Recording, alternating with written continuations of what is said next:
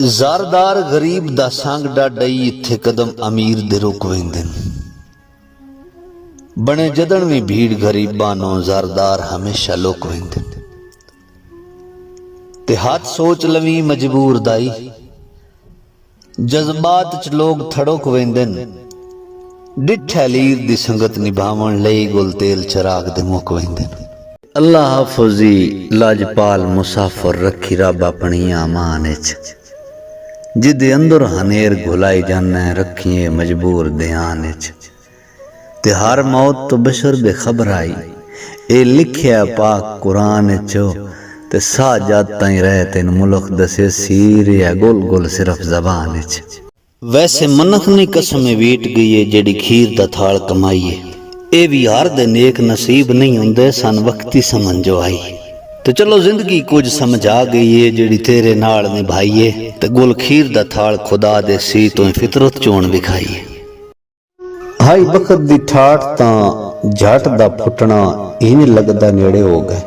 ਮੈਂ ਸਮਝਿਆ ਪਾਰ ਮੁਹੱਬਤਾਂ ਦੇ ਅੱਲਾ ਕੀਤਾ ਬੇੜੇ ਹੋ ਗਏ ਤੇ ਆ ਜਦਣ ਦਿਹਾੜੇ ਗਰਦਸ਼ ਵਿੱਚ ਆਪੇ ਦਰਦ ਨਖੇੜੇ ਹੋ ਗਏ ਤੇ ਲੁੱਗੀ ਝਲੀਆਂ ਮਾਰ ਗਰੀਬੀ ਦੀ ਸਾਰੇ ਸਜਣ ਕਦੀ ਕहीं ਦੀ ਪੀੜ ਮਹਿਸੂਸ ਨਹੀਂ ਹੁੰਦੀ ਕੋਈ ਬੇਸ਼ੱਕ ਢੇਰ ਉਦਾਸ ਹੈ ਉਸ ਜ਼ਰ ਦਾ ਕੌਣ ਹਿਸਾਬ ਕਰਨ ਦੇ ਜਿਹੜੀ ਦਰਦ ਦੀ ਦੌਲਤ ਪਾਸ ਹੈ ਕੁਝ ਲੋਗ ਪਿਆਰ ਝਲੇ ਪਾ ਦਿਨ ਮੇਰਾ ਹਿਜਰ ਸੜਿੰਦਾ ਮਾਸ ਹੈ ਗੁਲ ਦਰਦ ਕਪਿੰਦਾ ਰੁੱਖ ਜਾਣੇ ਬਾਕੀ ਮੁਲਕ ਦਾ ਸਿਰਫ ਕਿਆਸ ਹੈ गोल गोल नहीं होंदे कसम खुदा दी किसी नेक नीयत ते खोए होवन